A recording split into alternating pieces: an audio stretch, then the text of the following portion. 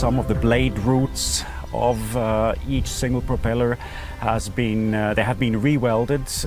with a specific laser welding technique, and after the welding basically they were machined again and put into place, fixed again, instead of buying new propellers.